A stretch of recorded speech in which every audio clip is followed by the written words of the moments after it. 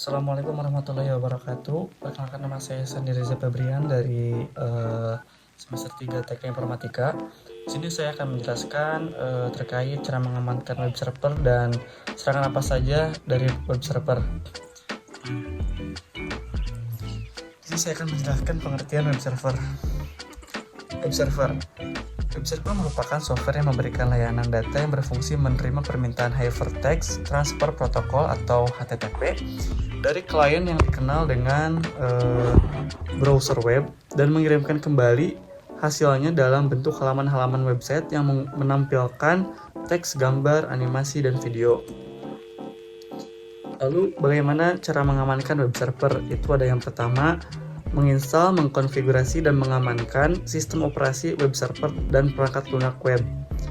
Yang kedua itu menggunakan mekanisme pertahanan jaringan yang tepat, misalnya itu seperti firewall, packet filtering router, dan proxy.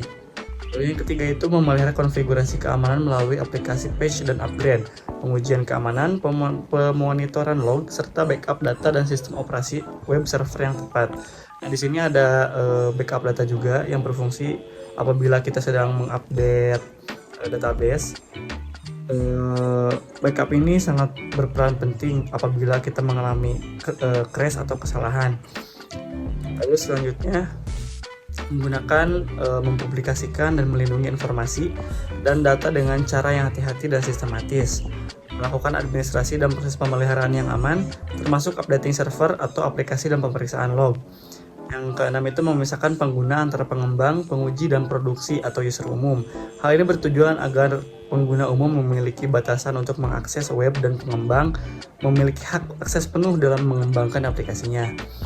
Lalu selanjutnya itu menetapkan hak istimewa terkecil yang diperlukan untuk menjalankan layanan jaringan tertentu, seperti perangkat lunak server web, serta menentukan hak minimum kepada pengguna anonim untuk mengakses situs web, file aplikasi web, dan juga data dan basis data backend. Lalu yang ke-8, melakukan scan kerawanan di awal implementasi dan secara periodik dari setiap web server dan infrastruktur jaringan pendukung, misalnya firewall dan router. Lalu serangan dari keamanan web server itu apa saja? Nah, yang pertama itu ada serangan SQL injection. SQL injection ini adalah kerentanan yang terjadi ketika penyerang memiliki kemampuan untuk mempengaruhi struktur query language. Nah, struktur query language ini melewati suatu aplikasi ke database backend. Dengan mampu mempengaruhi apa yang akan diteruskan ke database, penyerang dapat memanfaatkan sintaks dan kemampuan dari SQL, serta kekuatan fleksibilitas untuk mendukung fungsi operasi database dan fungsionalitas sistem yang tersedia ke database. Nah, ini sangat berbahaya sekali apabila peretas itu udah masuk ke database karena bisa mengambil data-data penting kita dan juga bisa merusak atau mengacak-acakan sistem kita gitu. Lalu yang selanjutnya itu ada serangan broken authentication. Nah, broken authentication ini merupakan kerentanan web yang terjadi karena kesalahan konfigurasi management session.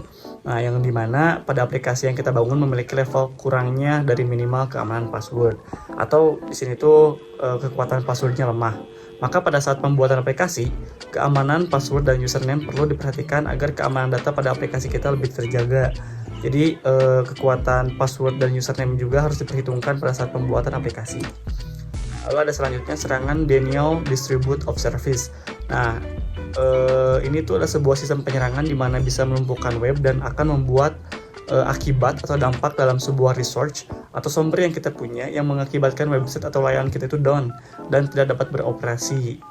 Itu serangannya juga cukup fatal. Lalu selanjutnya itu serangan phishing. Nah, phishing ini adalah aktivitas cybercrime yang menggunakan rekayasa sosial dan tipuan teknis untuk mencuri data identitas dan kredensial akun keuangan. Skema rekayasa sosial ini dilakukan dengan menggunakan email palsu yang mengaku berasal dari institusi bisnis yang sah dan dirancang untuk mengarahkan korban ke situs web palsu untuk dikelabui sehingga korban membocorkan datanya sendiri gitu. Nah, di sini juga sangat rentan sekali gitu serangan phishing ini. Dengan menggunakan link saja bisa terserang phishing gitu. Lalu selanjutnya itu ada informasi. Nah, informasi sensitif pada web server yang memungkinkan untuk dibaca atau dimodifikasi tanpa otorisasi serta ditransmisi tanpa dienkripsi antara web server dan browser yang dapat disadap dan terbaca dengan jelas yang memungkinkan digunakan dalam tujuan jahat. Nah, di sini tuh informasi sensitif itu seperti apa? Seperti password dan informasi-informasi pribadi lainnya yang dapat dilihat oleh orang lain. Sedangkan pada dasarnya itu informasi ini tuh hanya dapat dilihat oleh si usernya saja gitu kan. Nah, mungkin cukup sekian dari saya. Wabillahi taufiq wal hidayah. Wassalamualaikum warahmatullahi wabarakatuh.